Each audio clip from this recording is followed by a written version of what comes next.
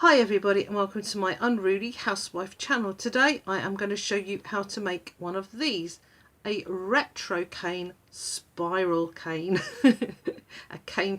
Sorry, I've got flu, so if I sound a bit weird it's because I've got that kind of minimalistic flu that you get after the flu jab, but also after coming in contact with germs. So this idea was given to me by Lynn Rutter Gummert, who has a page on Facebook, and you might want to go and check her page out. It's called Punky Doodle Designs Polymer Clay and Crochet, and yeah, check that out on Facebook because she's just given me such a great idea here.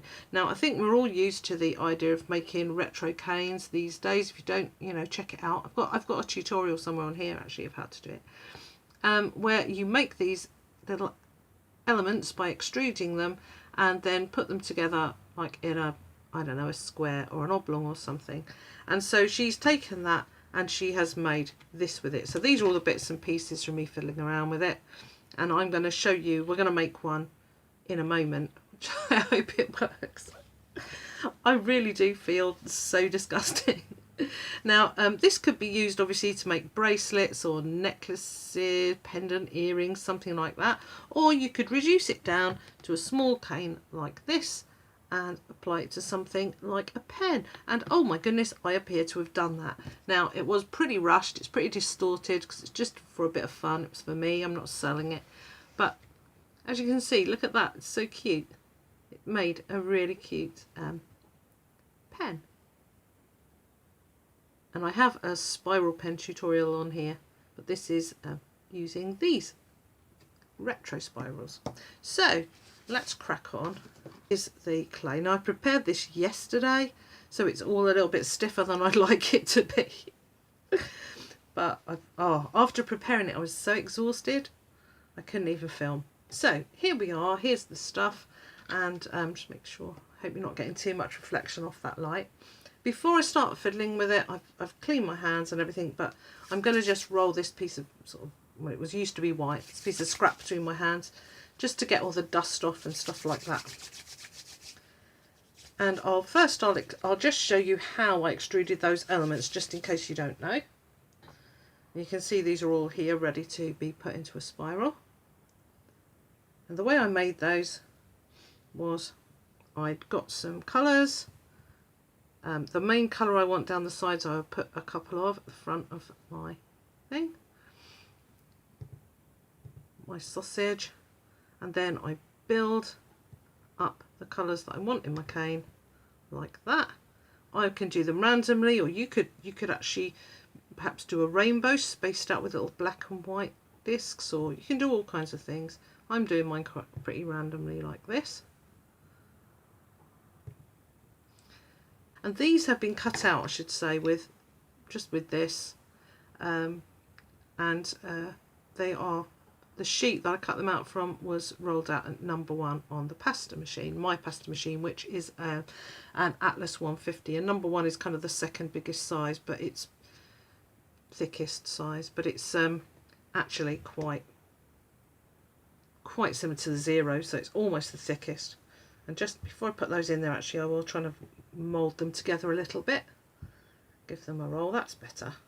So here they are, and I'm going to put them in with that thick bit of orange at the end. They're a little bit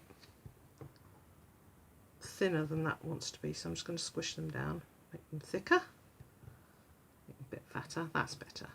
That fits in the end. I'm using a square. You don't have to use a square, but I found a square worked really well for this particular use. Screw that on. And now please excuse the noise. Several people told me in the past how to eliminate this noise a little bit. Do you think I've actually got round to doing any of it? No. So, I think I secretly like the noise, don't you? So you see, you can just extrude the clay through that square. That orange looks really pretty, doesn't it? And because I've only used a few of these, it's made just quite a short thing. And now when I chop it up,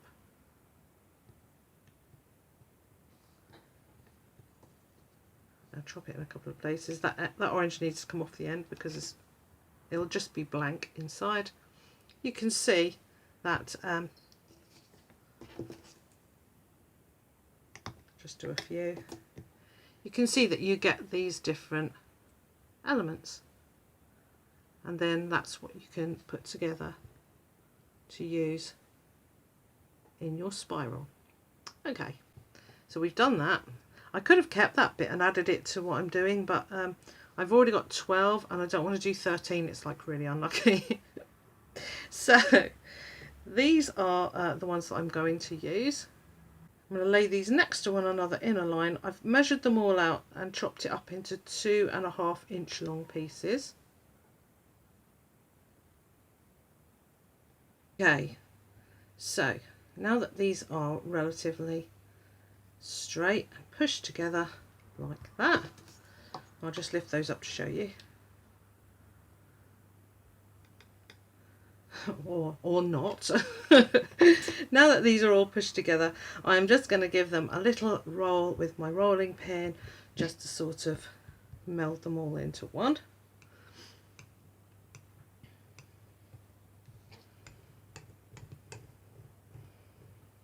Or at least encourage them to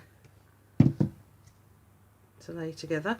You could extrude like plain square elements and put them between these and get an entirely different look. That's entirely possible. Okay.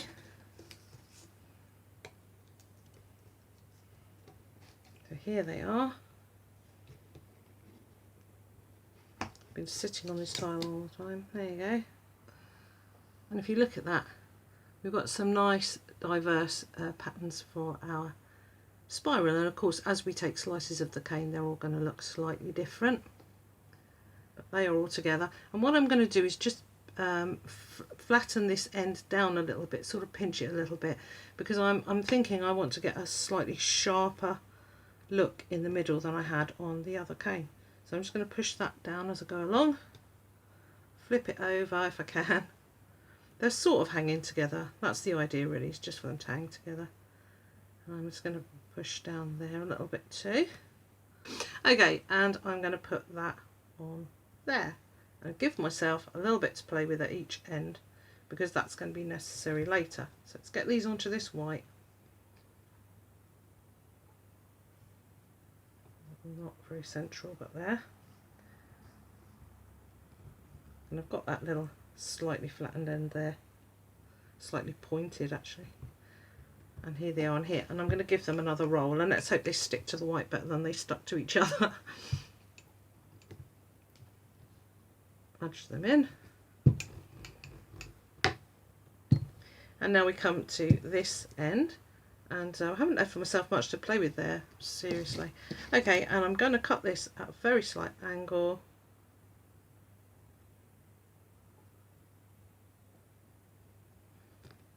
And we'll just see what that looks like when I wind it around there. It's all an experiment really. I haven't made an awful lot of these, so I hope you can see what I'm doing there. Let's hold that up to the camera. Put that over that edge so that when I come to roll it, it will make a more spirally looking middle, or slightly sharper looking middle. And now comes the tough part, because this is actually quite stiff. I mean, these are quite heavy, aren't they? They're quite thick, but you just have to do it. So I'm pushing inward and trying to keep this as even as possible and rolling. And you know, it really in a way doesn't want to roll at all. So you kind of have to be quite butch about it and just keep rolling. Now unfortunately for me, my clay has got a little bit cold overnight and isn't as flexible as it might be, but I shall keep going until I get to there. Oh, you see that that's cracked a little. Never mind, we'll soldier on. your clay will be nice and fresh. I'm sure you'll have it nice and fresh off of the pasta machine or whatever. But haven't got that opportunity today. And I'll take that through to there, and of course we don't want it too thick here, so I'm going to trim it. I'm going to zip it that way.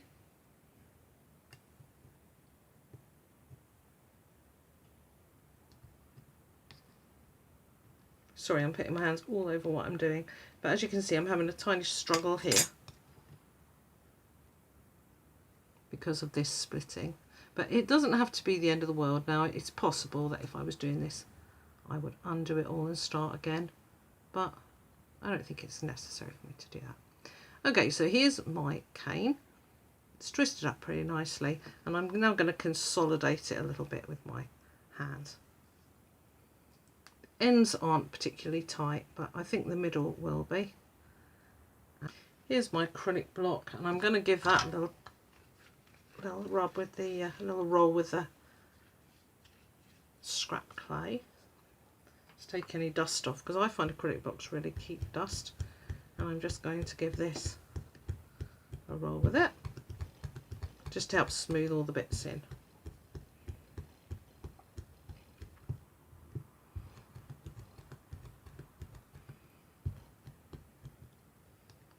Right, so even though this split, it seems to have gone together now quite nicely. There's our just main seam, which is along there. The ends weren't as tight as I wanted, but they're doing pretty well. And now what I'm going to do is cut this in half, and I can use half of it. Normally I would chill it down now to let it rest before cutting it, but we want to see what we've got, don't we? Be careful when you smooth off your knife.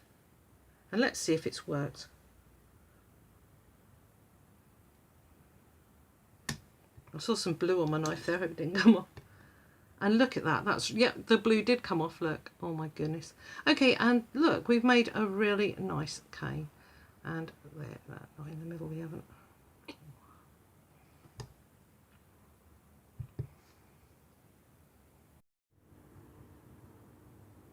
Okay, well, a brief interlude there while I pulled myself together, because I don't know if you noticed, but there was an air bubble in the middle of that cane.